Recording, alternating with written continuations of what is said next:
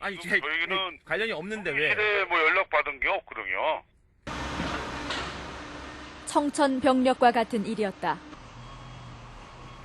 동영상 하나 때문에 자신의 사업체를 포기해야 한다는 게 믿기지 않았다. 총리실이라는 보이지 않는 권력이 주변을 통해 넣는 압력은 공포에 가까웠다. 살고 싶다, 죽고 싶다, 벌벌 떨고 그랬습니다. 그리고 주위에 아무도 없는 것 같고 또 제가 사람을 이렇게 찾지도 않았지만은 다 싫었어요. 정말 사람도 다 싫었습니다. 집에는 입시를 앞둔 두 아이가 있었다. 한 가정을 책임지고 있는 가장으로서 가족들이 걱정되기 시작했다. 국민은행에서 용역을 받아 일하는 하청업체의 사장으로서 직원들의 안위를 생각하지 않을 수 없었다. 국민은행에선 자신이 그만두지 않으면 하청 관계를 끊겠다고 협박했다고 한다. 김종익 씨는 대표 이사직을 사임했다. 그리고 그 직후 그는 한국을 떠날 결심을 했다고 한다. 정말 여기 이따가 저 이제 다른 어떤 분에게 이제 의논을 드렸더니까 그분이 검사 출신인데 무조건 피하라고 그러더라고요. 있으면 안 된다고.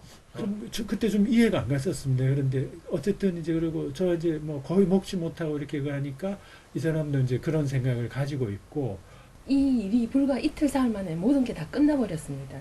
모든 게 뭐 수요일 날 밤에 전화 받고 목요일 날 가서 정리하고 금요일 날 사표 내고 이렇게 된 상황인데 그 중에서 제가 이제 생각을 빨리 할 수 있었던 게 이 사람을 좀 분리를 해야 되겠다. 사람들하고 사이에서 분리를 해야 되겠다. 또 걱정이 되는 거예요. 이 사람이 정말 어떻게 해버리면 어떻게 하나. 근데 지금 이제 그렇습니다. 김 씨는 도망치듯 일본으로 왔다. 한순간에 모든 것을 잃어버린 상실감과 믿었던 사람들에게 버림받았다는 생각이 끊임없이 그를 괴롭혔다. 당장 입으로 몇 벌 담은 작은 가방이 그가 갖고 온 전부였다. 그는 교토대학 근처의 작은 게스트하우스에서 3개월간 홀로 지냈다. 일본에서도 불안함은 계속됐다. 총리실 공직윤리지원관실에서는 김 씨의 일본 내 연락처까지 파악하고 있었다. 이러다가 정말 증거인멸 이런 것을 해서 무슨 일을 당하는 것이 아닌가 이런 두려움 같은 그것은 이제 저 여기 일본에 와 있지만 소재 파악이라는 것은 다 되고 이렇게 하기 때문에 누군가가 저를 뒤쫓고 있는 것 같은 이런 생각이 어느 날 갑자기 들었어요. 김 씨가 일본에 있는 동안에도 공직윤리지원관실의 압박은 계속됐다. 김 씨가 없는 동안 회사의 회계장부를 가져가고 여러 차례 직원들을 소환해 김 사장의 비리를 조사했다고 한다. 여기서 확 뛰어내릴 것 같은 이제 그런 저 가족들의 힘들 어떤 이런 저 이제 사회적으로 이루었던 모든 것을 다 상실해버리고 이랬던 것에 대한 자책. 그런데 내가 뭘 할 수 있지? 이런 이제 아주 무력감. 2008년 11월 공직윤리지원관실은 김 씨에 대해 명예훼손과 공금 횡령 혐의로 경찰 수사를 의뢰했다. 국민은행이 무슨 공직자가 아니고 그다음에 이 김종익 씨의 사업체가 뭐 공직과 관계 있는 아무런 것도 아닌데 기획을 한 거잖아요. 그러니까 저는 도대체 이게 어떻게 이런 일이 벌어질 수 있냐는 거예요. 예? 아니 국무총리실의 일개 반이 어떻게 수사권을 행사할 수 있냐 이게. 그러니까 대한민국이 이렇게 될 수 있나요? 그러니까 무법천지라는 겁니다 지금. 김종익 씨는 전혀 예상하지 못한 일을 겪으면서 가족과 떨어져 있어야만 했고 30년 이상 몸담았던 회사 동료들로부터 외면을 당했습니다. 아직도 그는 왜 그가 대한민국 정부의 사찰 대상이었는지 전혀 납득하지 못하고 있습니다. 네, 정리해보면 대통령을 비방하는 동영상을 개인 블로그, 그것도 20-30명만 찾아오는 개인 블로그에 올렸는데 전방위적인 압력을 행사해서 사장직에서도 물러나게 했다. 이런 이야기죠? 네, 그렇습니다. 이 과정에서 원청기업인 국민은행에 압박을 가한 것도 바로 총리실 산하 공직윤리지원관실이었습니다. 김종익 씨는 공직과는 전혀 무관한 사람입니다.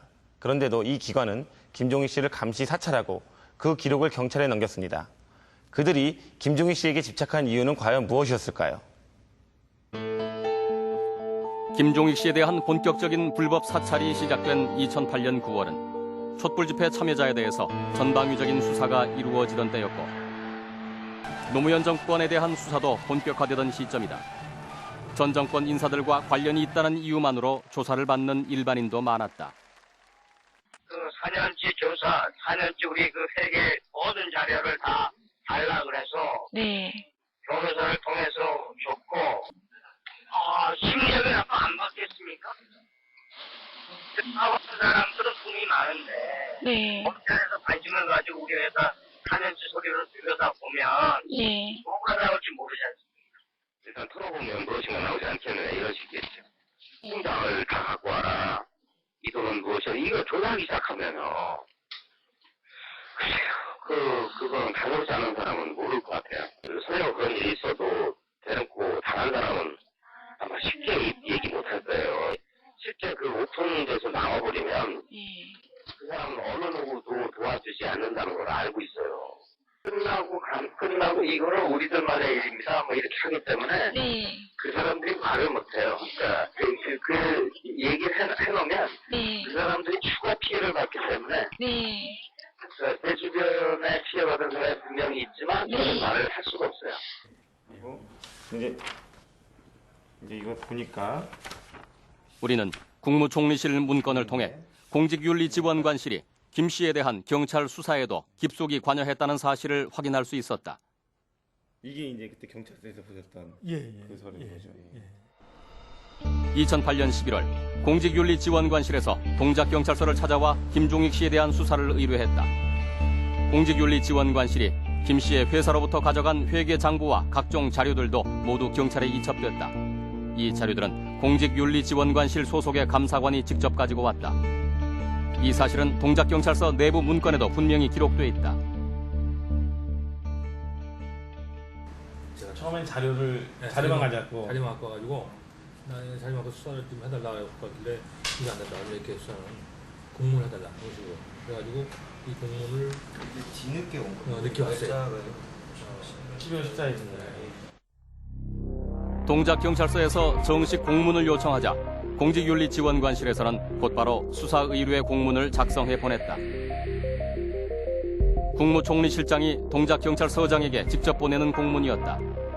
근데 이거는 보내는 사람은 국무총리실장이라는 장관급, 이 사람 장관이란 말입니다. 근데 수신자가 동작경찰서장이에요. 그래서 제가 이거는 진짜 황당하다. 이거는 총리가 결국 서장한테 지시를 하는 건데 이게 받아들이는 사람은 엄청난 공문이 온 거예요. 수사 의뢰 공문을 통해 공직윤리지원관실은 김 씨를 사찰한 내용과 혐의 내용을 명시했다. 이 문서는 김종익 씨 수사에 지침이 됐다. 저희가 다른 김종익 씨 어떤 그 부분을 수사를 한 다음에 단서를 모으고 그걸 수사하는 게 아니고 그 받은 단서를 거기에 기반을 해가지고 거기서 확장을 시켜 나가는 거니까. 그러니까 어쨌든 그 공문을 기반으로 해서 수사를 진행시켰다는 건 그걸 맞는 거죠. 맞죠. 맞아. 그렇죠. 그거 다 방향이니까. 제 방향이지. 그 공문이 내용이. 공문이 방향이다.